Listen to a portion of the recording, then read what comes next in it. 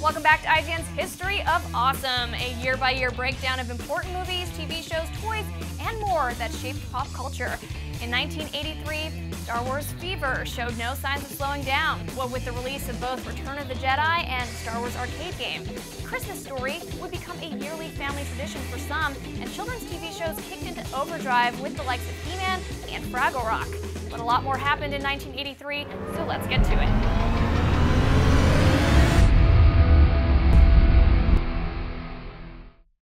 Welcome back to the History of Awesome. My name is Sam Claiborne. I'm here with Megan Sullivan. Hey guys. Vincent Janito. Hey. And Chris Carl.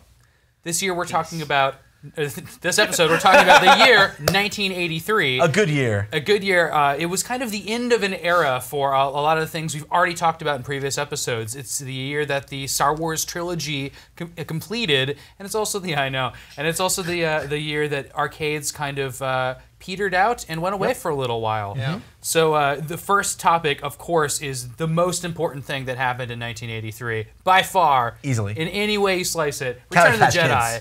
Hit theaters. Yeah, no, it was Cabbage Patch. We're not supposed to mention the Cabbage Patch Kids. I don't know anything about Cabbage Patch Kids. It's fine. It's fine. Yeah, it was Return of the Jedi, and it was released May 25th, 1983, which May 25th is actually coming up pretty soon. So I know. Very shortly. Return of the Jedi. It was the only Star Wars movie of the original trilogy that I got to see in the theater. Yeah, me too. I'm in the same boat. Although the original A New Hope was actually my first movie because I was in my mom's belly when she went and saw it. I saw them all in the theater, guys. Wow. Oh, damn! So what'd you think of the Ewoks, Chris? I love the Ewoks. Yeah. I'm a big fan of the Ewoks. You're pro Ewok. I am super pro Ewok. I'm never gonna back down off that stance. I didn't hear a negative Ewok person until I was in college. Yeah, me too. It's the I was same like, thing. oh, people don't like the Ewoks, and everybody's like, oh, Episode 3, the prequel came out, might be better than Jedi because the Ewoks. I was like, really? Yeah, it's a surprisingly popular notion, which that 3 is better than 6. Okay, what do you crazy. think, Megan? Ewoks? I Yeah love or nay? Ewoks. I Okay, still don't know what Chibuki Uki means. Because I remember that line. Yub yub. Yub yub.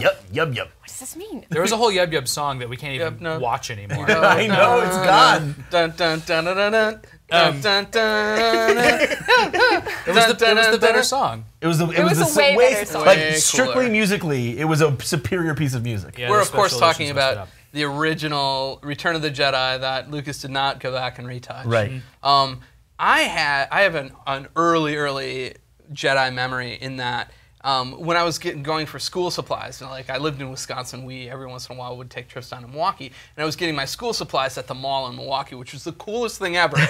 And at the mall, they were selling Revenge of the Jedi folders, that's so cool. notebooks, That is so all this cool. stuff, Revenge of the Jedi. And I bought it, and then of course just used it like I would use a normal notebook. And then they renamed everything, and I was like, no, now, but like. Yeah, they sold those So posters cool. that they originally made, the original runs of stuff, to fans at the time. They were actually available. But I had always heard there was merchandise, but I'd never seen any of it. I went to this. There was. In one of my early memories is I'd go to this theater in the summer in Michigan because I went to Michigan in the summers, and there was this giant Revenge of the Jedi poster that they had framed in the lobbies, and it was always really exciting to see that. My parents would always tell the story to whoever we were with. It was like, that's what it was called before. It's Return of the Jedi. I thought that was a really neat fact when I was a kid. Now everybody knows that. It seems Yeah, it was one of those things like it was too Star Wars too mean, right? The right. title? Star Wars did this awesome thing where they would release their merchandise early, and so by looking at the merchandise, you would you get could predict the clues movie. from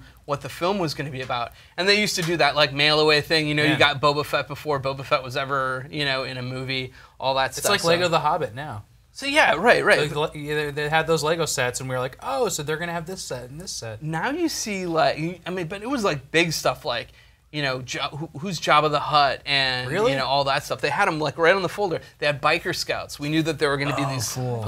before you saw a trailer, before anything. And I was just like, I cannot wait for this movie. It The was toys were so super stoked. cool for those biker scouts too. If I remember Absolutely. correctly, there was a button on them that made them like fall apart and everything. had that one. I that's think so cool. Kenner stepped up their game, and for Return of the Jedi had the best stuff. Everybody was remade and recast in different ways, and everything just looked so much better. And the Jabba the Hutt toy, I think, is for my money, my favorite action figure ever made. Oh, wow. I think it's so perfect. It's colored so great. The remake wasn't so great in the 90s either for that, but I thought the original one was really good. And of course, I like the Millennium Falcon.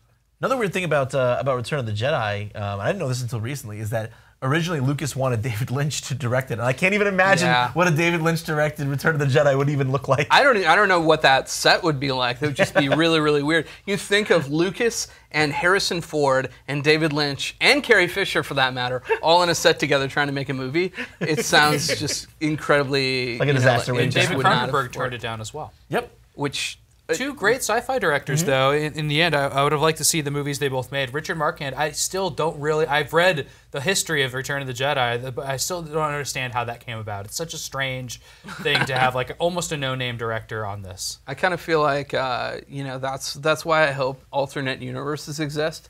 So that in an alternate universe, I know somebody somewhere is watching the David Lynch Return of the Jedi. Like hopefully. Lynch would have fought to keep it revenge. They got it. Yeah, I think so No too. kidding. So one thing I really always liked about Jedi are the monsters, and that there's this monster department at Lucas. And Empire Strikes Back, they have the bounty hunters, and there's a big monster in an asteroid. There's not a lot of practical effect monsters in that movie though. And to put Jabba's palace back in it on Tatooine, just filled with creepy creatures, the best.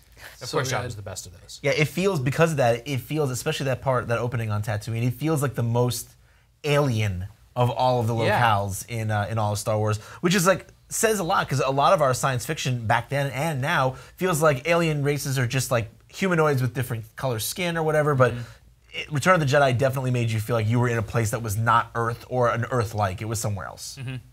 The big reveal in this movie, That's right. Leia and Luke The sister. shouldn't have kissed in the last movie. Yeah. Whoops. That was a deep kiss, guys. Oh, George. Everyone's like, oh no! I don't know how that could have possibly been planned out. I feel like they're grasping for another big twist in this movie. That's what it was, right? Everybody's like, oh, it was so cool when this was revealed. Let's reveal this. And then they didn't think of the implications. They're like, oh, and now the tongue implications kissing, are though? great, because in the upcoming trilogy, it could be really cool that Leia, has the Force and stuff like that. I think that's really For interesting. sure. But at the time, I got that spoiled for me. One of my sister's friends actually spoiled it for me. Do you remember being disappointed or excited? Because I remember being excited about spoilers when I was a kid. I was Those were not. good times. I was not excited. I was like, Really? And also, my parents, upon reflection, are like not spoiler people, because they were super upset with it. They were like, "You're not playing with that girl anymore." Really? Not. It wasn't like a mandate or something. It was just. They just hated it. They were so upset that happened.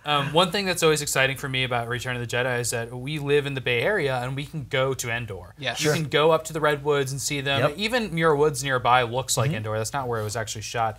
But here's what's really sad. Endor itself, where it was filmed, they knocked down trees there because it was a Yeah. logging area.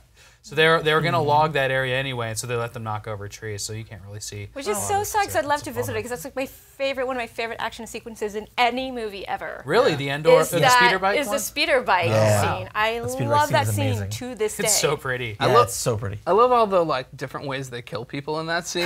just to guy take it down running from the into the beauty. redwood, yeah.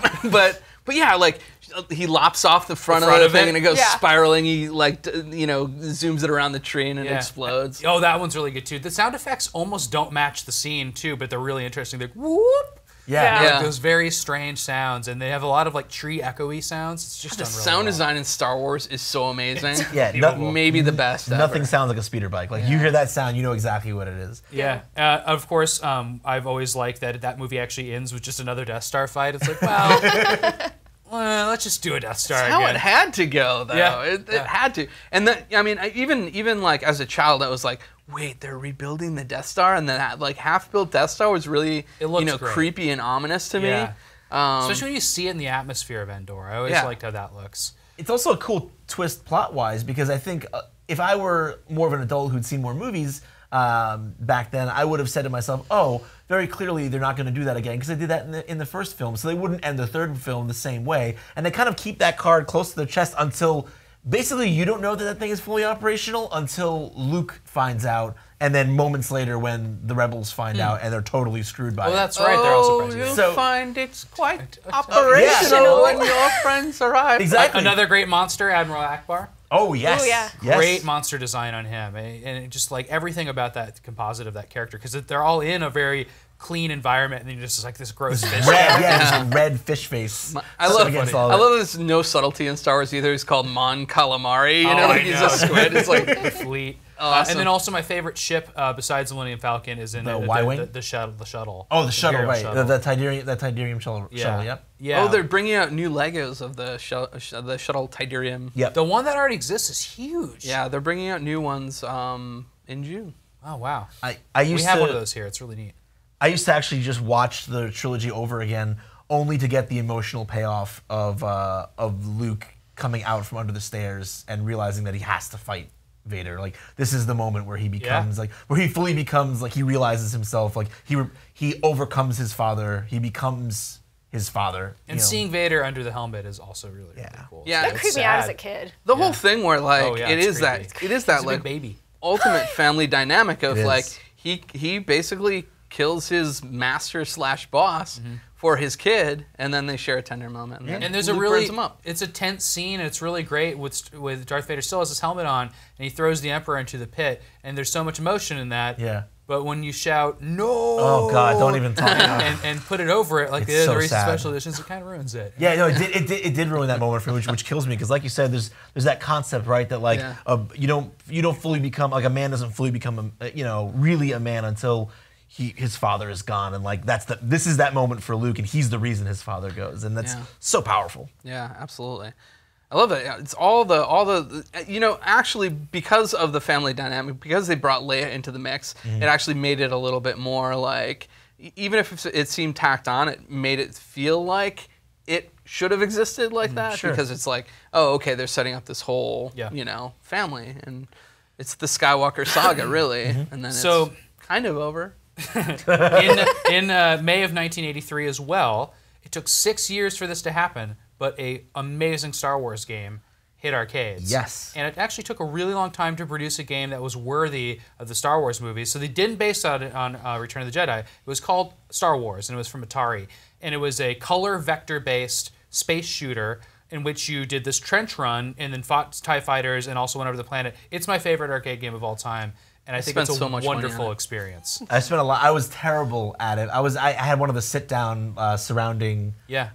Cockpit version. Yeah, the cockpit It came version. in that and stand-up. Yep, I had that. I had Yoke that version. controls. Yep, You the actually yoke. go around. You're in an X-wing. Yep. It feels perfect. Your guns are on the sides of the monitor, Mm-hmm. and you're shooting. And it's really great. Every little motion of polygons in it is done with math, and it's drawn. It's not a regular TV monitor. It's drawn from the center outwards on an XY monitor. Like you can't do that make anymore. that game on a computer. Right. Like you have to play it as it is, and it's beautiful and it's smooth, and it looks like something out of the targeting computers in the movie. Yeah, I was gonna say that. Yeah, it does. looks like the. Yeah. Yeah. It looks just like, almost there. Look, you switched off your targeting It computer. feels What's just wrong? like it. Yeah. But yeah, it also had digitized voices in it, which was huge at the time. But again, it was about Star Wars, a movie from 6 years earlier. So it's nice that it launched alongside Return of the Jedi. But it was super popular too. Like this, It was a ubiquitous arcade game just because it was like a roller coaster. It was like as futuristic and environmental as you can get with a video game. And it's really, what's amazing about it, you kind of touched on it before, because of the technology used for the vector-based, the color vector-based graphics, you can emulate it. Like that is an experience that either you had it, or you're never like you can't have it. I mean, maybe I don't know if there's restored machines. I own one. Oh, you do? Awesome. So yeah, if you want to have that experience, go to Sam Claiborne's house. Yeah. I also have Empire Strikes Back, which is the sequel from I believe '85. But that wasn't that great, right? No, Empire's great. And so Empire's you go good? through. Oh, it's got the walkers. Yeah, it has yeah. walkers drawn as vector and everything. Oh, But wow. Return of the Jedi actually came out between those two, and it's just a raster game from an angle, and it's not good. It's a terrible game. Cool piece of history. Yeah, absolutely. And then finally, one pro tip: if you ever find a Star Wars machine, you can play one of the Santa Cruz Boardwalk. Actually, if you don't fire at all in the third sequence when you're going through the trench run, you get a bonus for using the Force. Oh, that's awesome. So you just dodge, and it's really cleverly made so you can do that. You have to lead the bullets basically from side to side. Have you done it? Oh yeah, I do it every time you play because that's the only way to do it. Right. So really, the way you score in that game is by you just go through the levels and blow up the Death Star over and over again. Great sequence. It but feels you so use the cathartic Force. when it feels like it looks and seems in the movie. Unbelievable. For 1983 too. Yeah. There was nothing until iRobot that filled in polygons. There were no raster-based game. I could talk about it all day. However, another incredible moment in the arcades happened in 1983, and this was a little bit later, next month, June 1983. Dragon's Lair, the Yes. Laserdisc-based arcade game with Dirk and Daphne in it, made by Don Bluth, an ex-Disney animator, who actually did American Tail and Land Before Time and stuff. I mean, Yeah. he was a famous animator. It's just what an amazing, remarkable game. That's one that I remember from back in the day. I never played Star Wars back in the day. Yeah, that was a great example of like technology really allowing us to do things that we thought as kids like this is impossible. I'm playing something that looks like a cartoon. Yeah. Like, and literally Don Bluth movies were like a big deal at the time. I mean, he matters, you know. So even as a child, you might not have known who Don Bluth was, but you instantly recognized like, oh, that's the style was the so style was Yeah. unmistakable. So you were like, wow, it's like I'm playing one of those movies I've seen, and that was. You know, now we take that for granted. It's like, oh yeah, well of course games look more and more like movies every year, and it's getting so close. But like back then, the idea of having any semblance of that just made arcade machines seem like magic. One of my earliest memories is of Dragon's Lair, only because of that phenomenal art, where it was like, it's like you're doing QTEs with a cartoon. There was nothing else like it. Everything else is like pixels and stuff like that. And then like this is like an interactive cartoon. Cost a lot of money. It made me so sad. Yeah. Because I would be like, I would think I was gonna, see a bunch of stuff, and I would last roughly 10 seconds in the game, and then get that horrifying, skull coming out. Just. But that was you turn into bones if you die. But, that's right. Really That's right. creepy. But there are death sequences before that. So one of the great things about that game is though you can put in quarters and you get a lot of lives, or however the operator said it. But you can continue and do whatever. But even if you die, you usually die in an interesting way. So like the tentacles under the drawbridge actually choke you to death, And they draw that all in there. It's all in. And so you can experiment and die, and it's still fun to watch. Exactly, and that's kind of the important thing is that games, all arcade games really then were made to push, to get your quarter, right? But this was one of the rare ones where you didn't feel so bad when you lost that quarter because you probably still saw a piece of content that you hadn't seen before. And it was cool. Yeah, and it was basically just a big CD drive. It just told the laser disc where to drop the laser and play a movie. That's all the controls did. So sometimes it waited a little bit longer and it loaded. Yeah. It was really funny, and they broke all the time. There's not even working ones now. You have to pretty much put in a system that emulates it or get a brand new Laserdisc player. It also came to other systems later, like the Sega CD and yeah, I whatnot. really liked it on Sega CD. Yeah, the Sega CD version low was resolution, great. But low resolution, but hey, unlimited quarters. So we're gonna do a bonus round for the arcade because this is really the arcade's last hurrah. Like until Street Fighter 2, Right.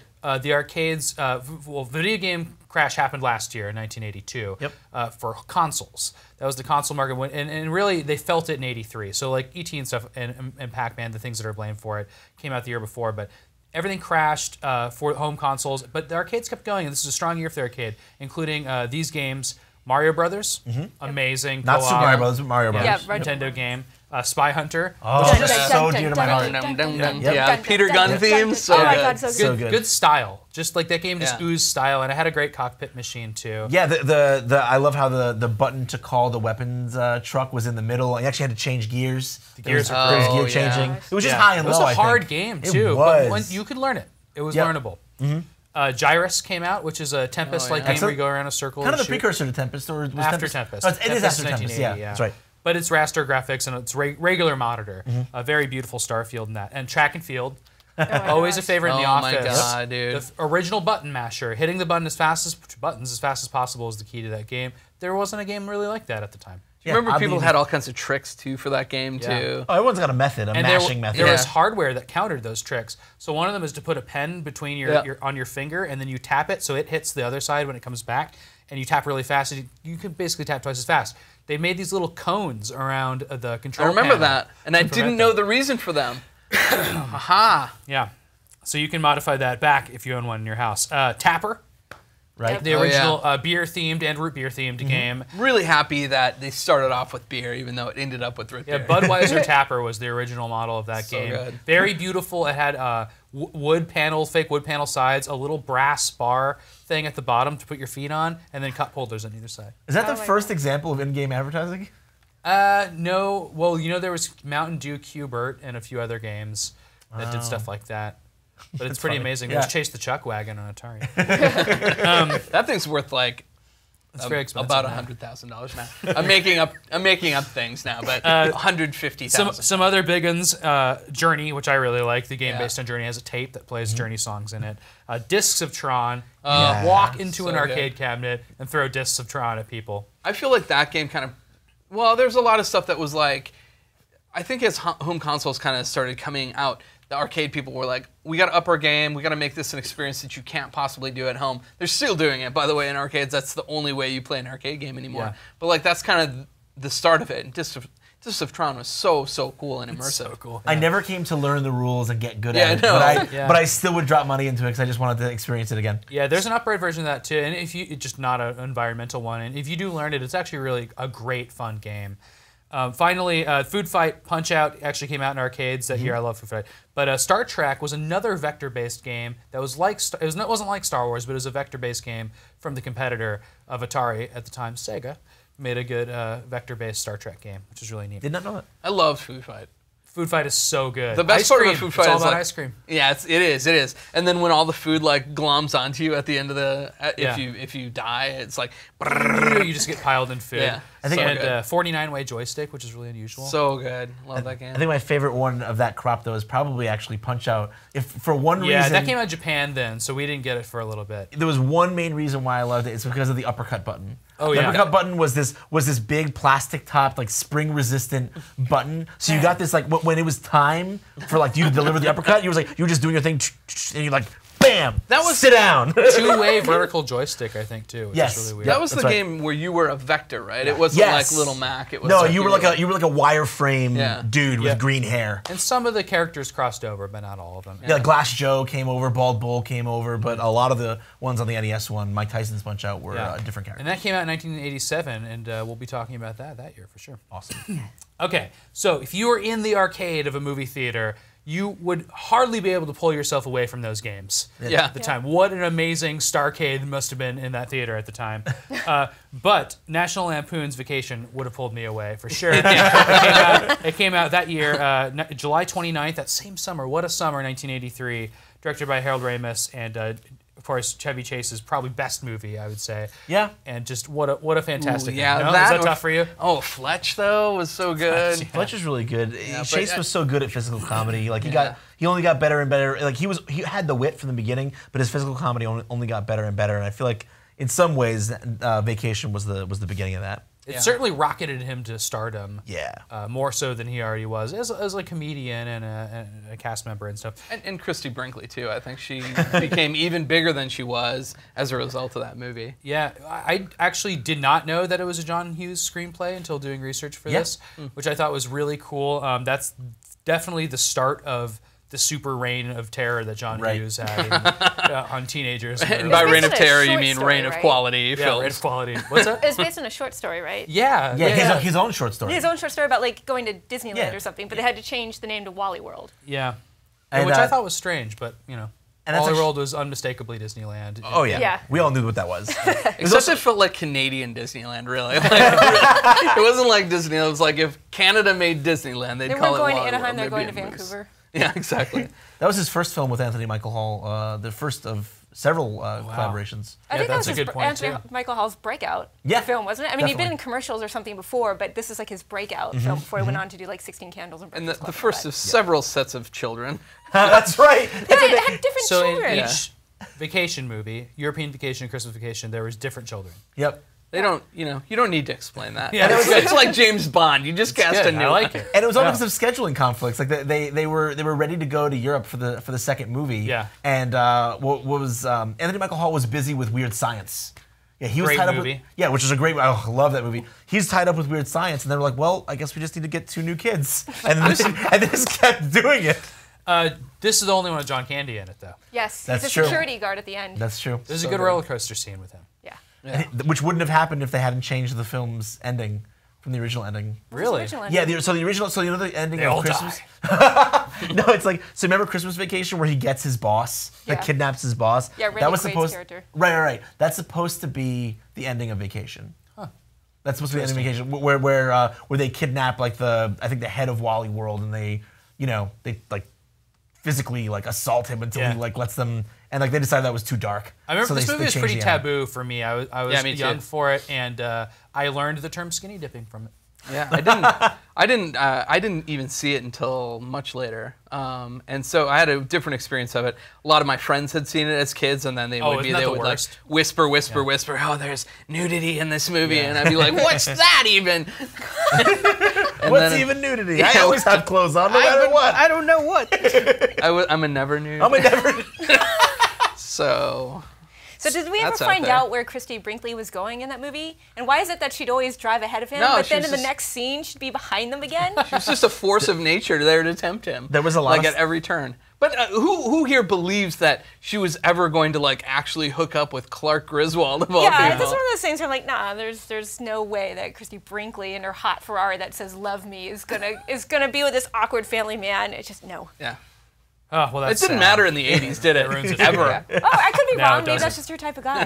I'm not true. judging. So, not a summer movie, a very, very wintry movie. A Christmas Story also came out. Yay! Yes. Very same year, in late Direct- 1983. Directed by Bob Clark, who was known for weird B slasher films. And he wrote Porky's. Right, and he wrote Porky's. Look, directly before this. Thank There's, you, like, Bob Porky's- Clark. Yeah. You taught me some things as a youth. This movie was not a hit. No. It No. did not take off. It made 19 million, and Vacation made 60 million, so you can see the Yeah. difference there. But it was very cheap, 3.2 million to make. Very famous Canadian-made movie. If you ever research A Christmas Story, you will quickly find out Canada's very proud of this. It's, yeah, like if anything's made in Canada, you hear Canadians. And it's not like filmed Canadian there or pride. anything. It just has Canadian talent in it. It always happens. It always happens. Sure. There's And- lots of Canadian pride out there. Crazy thing about this is that house has Yeah. been fully restored. They fully restored it. Just It's looks now, cool. Has Yeah, a leg in it. And you so can go tour by it. And you can go. Yeah, you can go any time of the year, 7 days a week, pretty much. And there's a gift store right across the street. You It's can like, fill up the leg lamp. Yeah, you can fill up the leg lamp, like I'm sure has been your dream your entire life. Absolutely. Yep. So did you see this at the time, Chris, or did you guys see this? I saw it on TV. Yeah, I saw it on TV. I saw it on TV growing up. Now, Yeah. did we all start seeing it once they started showing it in the 24-hour Christmas marathon? No, I starting saw in it For me, it was 97? before that. Oh no, Yeah, before it was that, I before saw it that. on Sure. TV. I think Yeah. I saw a VHS version before that. Definitely. Yeah, we had a Man, VHS version. That was one of the most successful Turner ideas ever. Is that on TBS Every or TNT year. every year they Every just do year. 24 hours. They still do it. Of The Christmas Story. Now it's ubiquitous. What a monumental classic movie it is compared to what it was originally. Yeah, Is it your Christmas movie? it's my Christmas Die movie. Hard's Yeah. my Christmas movie. Well, that is the Christmas movie for sure. I won't back off that there are one, like but I mean, 5 Christmas movies that I have to watch every year, and Christmas Story is one of them. no, absolutely. And I think about what other movie, Christmas or otherwise, could you get away with dedicating a day of the year to play it 24 hours? Gremlins. Oh, that's too. Really? No, that's Of too all dark. the movies, Gremlins? No, with Phoebe Cates. Not Gremlins that's- 2? Yeah. Chris, you're not backing me up here, man. I do No, wanna my hear family Phoebe watches Cates' old-timey story. movies at I watch Christmas. Elf at Christmas with my family. That's pretty good. I watch Alf. I have some stories about Alf that I won't Boom. get into here, but I very do watch dangerous Christmas set. Vacation, though, is one of the Christmas movies that I watch. Christmas Yeah. Vacation is. Oh, totally. Yeah. Totally. So. By the way, I this had a movie was rubber based hose. on what's that? I said if I had a rubber hose. Yes. This movie was based on a semi-autobiographical stories by this guy Gene Shepard, and he was on radio for a while, but then he did all these short stories for Playboy, and they're great. They're super funny, and it's just funny to think of a major Christmas movie came out of that. But so did Shel Silverstein. I mean, Yeah. a lot of people wrote for Playboy. Doesn't he and narrate the I buy movie it as for the well? articles, so. Of course you do. We all believe that. The cartoons. Yeah, but doesn't he narrate the movie as well? I don't know who narrates it. I think he might. I don't know. I think he does. I wish I knew that because I just heard a whole podcast about this and I forgot. But what I didn't forget is to watch Fraggle Rock for the first time ever last night. I'm so proud of you and so happy. Oh, you never seen it? No, I've never seen it. So it debuted on HBO, and I didn't have HBO, and it was syndicated eventually, but Yeah. I think I was a little old by the time it was syndicated. Yeah, went to TNT, went to the Disney Channel. Yeah, eventually. January 10th, 1983. So it started right at the beginning of 83, and it's great. It's amazing. Like, I was never a big Muppets fan. I was more Sesame Street. But I really, really liked this show, and I just was amazed that it took place in 4 universes, essentially. Yeah, or it was- 3 universes. The show is ostensibly like about different peoples who are codependent on one another and practically cohabitate. They're neighbors. Yeah. But all don't know each other, don't understand each other, or don't really even regard the other's existence, which is kind of like a crazy concept for a. So you got for a TV show. level. You Yeah, got it's very high outer level. space. Yep. Which is Outer space. They our- call that's our which is world. our world to them. And there's a hole through that into the Fraggle Rock. Yep. and the Fraggles live there, but they don't live there alone. They live there with the Doozers. They cohabitate with the Doozers, who are really strange. They're so cool. I love it. So it's this interesting dichotomy. The Fraggles don't work is not a thing to them. Like their work week is 30 minutes. Yeah. They don't work any more than 30 They minutes. rock out a lot though. They do. Their whole life is about. So they're the artists. Yeah. They're totally the bohemians. They're like we work 30 minutes a week and then we literally just mess around and enjoy ourselves. But the Doozers are like the opposite of that. They work around. I don't think there's any shot in of clear the Doozers acrylic too, which is really jarring and cool looking on set. Yeah, which is there's actually a lot of aspect changes actually. Like there's miniature versions of I think a lot of the Muppets that they use in the sets with Big Muppets. Like when they always juxtapose huge things with small things. I think that's really interesting. Yeah, and those clear things. Those are technically they say made out of ground up radishes. Okay. So and the Fraggles love Technically. the Fraggles love to, technically speaking. Technically. The Fraggles love to eat them, and that's kind of like this weird play together. There's like the Fraggles do not regard the Doozers in any way, shape, or form, even though they do all the construction around there, and they're actually there just to, as far as the Fraggles are concerned, the Doozers are just there to provide buildings for them to eat. Yeah, so I saw them eating them, so I didn't know if that was an ongoing thing. Yeah, and the Doozers are always like, every once in a while you see a shot of a Doozer being like, see, then this one is just like, I'm glad they appreciate fine architecture. It's good. So then the other world is the Gorgs. yes. And they're giant, like Sid and Marty Krofft looking things, which I think is like kind of unusual in the world of Muppetry. And I really like how those guys look. The King and the Queen, and they're just so cool. And their son, yeah, super cool looking, kind of creepy looking. The whole show has a kind of a little. I don't want to say it looks dark, but it's got a little bit more of an edge to it than your typical. No, that's Jim why I Henson. didn't. All right, this is really unpopular. I'm sorry. I didn't like Fraggle Rock because That's okay. it was dark. No, because that's it was all right. visually interesting. dark, like it didn't have a lot of lighting, and just It was in a because it cave. had that, yeah, it was in a cave, so understandably, but it was still kind of just there was this edge to it that was like really creepy. to me. HBO Edge. A dark HBO Game of Thrones? Edge, yeah, like Game of Thrones. Do you think the creators may have partaken in substances? No, It's hard, I mean, it's hard to tell, but like with Jim Henson, that guy is just like straight family man, super creative Creativity, genius. yeah.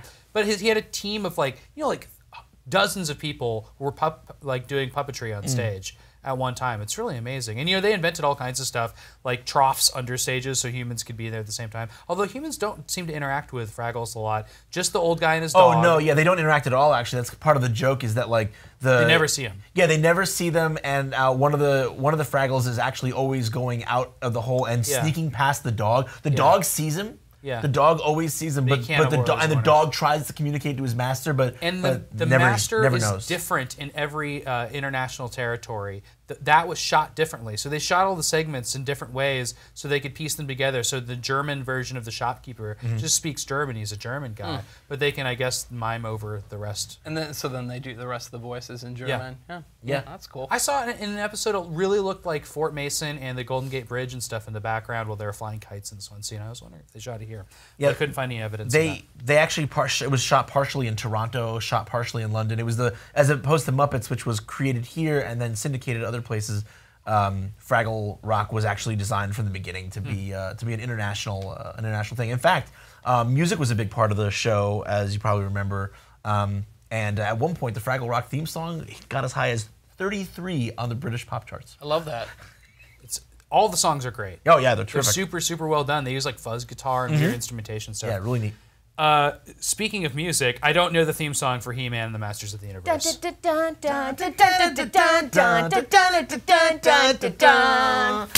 we have to pay the license. Great. And YouTube strike. Dr. Sweet's gonna be furious. He-Man debuted in '83 and ran until 1985. Totally made to sell He-Man toys. Yeah, which were invented in like 1982. Right. But they almost got sued because He-Man looks an awful lot like Conan. Really, that's a coincidence, and Mattel won that lawsuit. Barbarians but- were popular in the '80s. Yeah. Except Conan didn't have like the weird little blonde bob cut, The Iron Cross on Yeah. his. But I did. the wool, That was your jam. the woolen underwear. The thing I always loved about He-Man were the character names, like Manny Faces was amazing, like so good. Yeah. Here's a little fun fact about a name in the show. Oh, I love this. Orko's name originally was Gorpo, but they took off the G and just changed it a little bit so they could reverse the animation and just use the same animation style. Yeah, because on his, because Orko the character on his chest was a big O for his name, right? So if it was a G, they wouldn't be able to just reverse it. They would have to redraw it. That and they, show is so cheap. Like, they recycled animation. I used to think as a kid that was awesome. String. Dragon's Lair was too, but like they had very little resources to make this show. No, but they would do like the He-Man punch where he like slowly walks towards the camera and then goes whack. Like they used that over and over, and as a kid I was like, oh, that's his signature move. I didn't realize that they had no budget and they had to keep recycling that animation. It's his over finisher. and over. Even the voice actors. Whom did He-Man punch? robots. Only robots. Only robots. And he only used his or sword. inanimate objects. He only used his sword to clear the way. He never attacked living creatures. That blows my mind. I watched it so much when I was a kid, like obsessively. That was my reward for behaving well at like kindergarten. Like I love that. So no, it was. I'm not kidding. Like, if I was, my parents talked to my teacher. Was he a good boy today? Okay, cool. You can watch He-Man when you go home. Not even kidding. But as much as I watched it, I could not for the world have told you that he never hit anything. I thought he was the biggest badass who just wrecked everybody. What happened when you couldn't watch He-Man? Like, did you throw a tantrum? We don't want to talk about what happened. No kidding. But you have a cool He-Man story. I do have a really cool He-Man story. So you mentioned some of the cool characters and their funny names. Yeah. So I was all about Ram Man. yeah.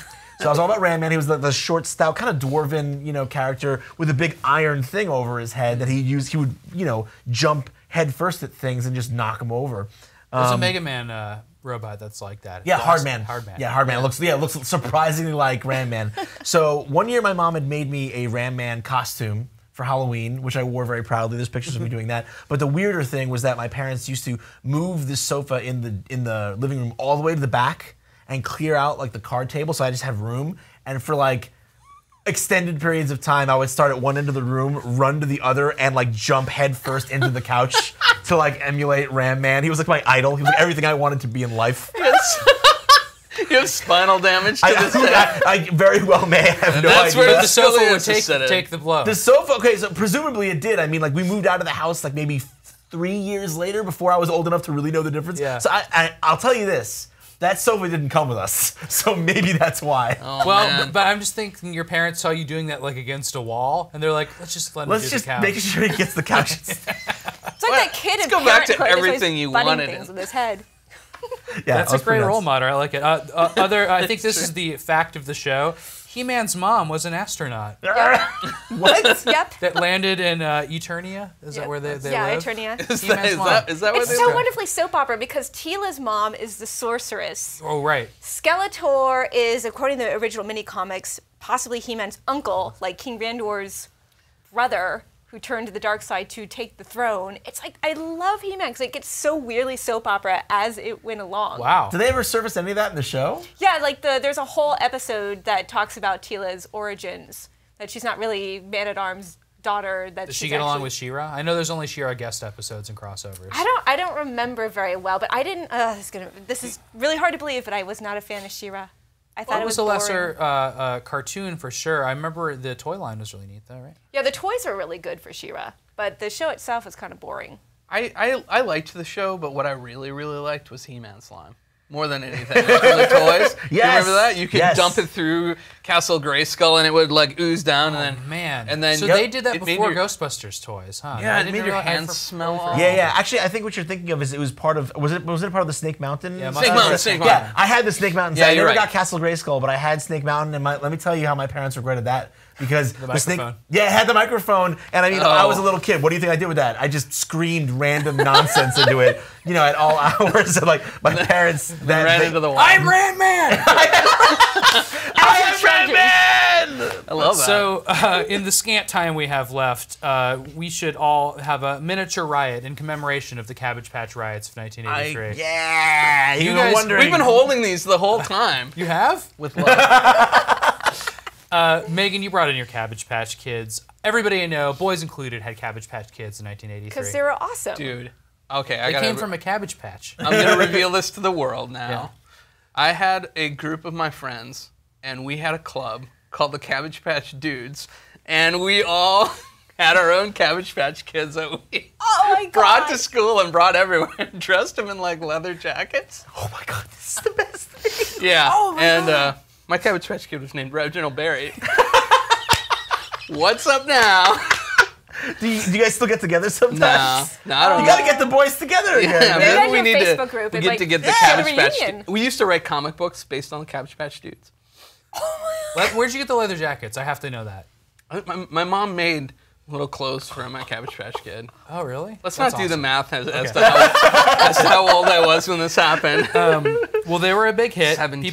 People besides you killed themselves pretty much for them. Yep. People got in violent confrontations Yeah. In this Christmas. Another interesting fact, produced by Coleco, the Connecticut Leather Company, who also made the ColecoVision series of video games and home console. You know what? I didn't know that stood for that, and I'm so happy you said that. Nabisco. Yeah. We all need Connecticut Leather Company leather jackets for our cabbage. What are they called? What's the Cabbage game? Patch dudes. I want to be Cabbage Patch I want to dudes. be an honorary Cabbage Patch dude. You're I'm getting ready. one. I'm Yeah. ready. I never had one, so maybe it's time for me to join the Cabbage Patch Dudes. Do you still have your birth certificates and like the doll? I and do. I everything? still have the doll and the certificates. It's at my parents' house in my older things. But yeah, I kept the doll. And he also had a Davy Crockett outfit with a coonskin cap. I think that's probably what he's currently dressed in. Megan, you said there was a rumor about Cabbage Patch Kids. So this that is went an around? interesting urban legend. Apparently, if you try to send the doll back for repairs to the manufacturer, they would issue death certificates. I don't know That was if like a this is playground true. thing. I don't. Yeah, I don't there's think no it's way that's true. true. There's no way. That'd be the darkest Can thing you a toy imagine company sending could one do. of these back for that too? It's like, oh, my Cabbage Patch Kid is covered in dirt. I mean, what else is going to happen Or to his it? head comes off, you're like, can you fix this? You just get this death certificate. Dude, if you kept them in the car or whatever in a hot summer, their face would like push in. So, so like you could get like That's the true. melty face Cabbage Patch Melty Kid. face, yeah. Wasn't good. Glowworms were more my jam. Yeah, I was gonna say I didn't have. My sister had a Cabbage They were the Patch same Kid. thing, but they glue and they were worms. Yeah, but for some reason they were less creepy to me. Like when I would raid my older sister's room all the time when she was gone to take apart like all her like board games because I was a terrible little child. But but the one time I wouldn't do that is if she left a Cabbage Patch Kid out like in the middle of the floor. So I'd open up the door and be like, I'd be like. Just was like your immediately turn it? around and go. Yeah, it was. I was like, nope, not messing with that. That came out of a vegetable. I had nothing to do with it. Nope. Amazing. So real quick, favorite thing that happened in 1983? Chris? Oh man. Oh, Jedi. Jedi? I wish I could say something more original, but yeah, for me, Jedi is definitely the most important. Specifically the Ewoks. Yep. He-Man. He-Man. He-Man. Nice. Wow, I'm gonna have to go with the Star Wars arcade machine. Again, one of my favorite experiences ever. Of course, Return of the Jedi, though. Third favorite movie of all time. So, next year, 1984, we're going to be talking about Indiana Jones and the Temple of Doom, Ghostbusters, and a little thing called Transformers. Can't wait for that one. No Rainbow Bright. Well, I've got my I think Rainbow we could- Bright doll. I'm not saying we're not talking about Rainbow Bright. Okay. GoBots were better. Okay, I like the binoculars one. But please check back here for more on the 80s and especially 1984. I can't wait to talk about it. Thanks so much for joining us. My pleasure.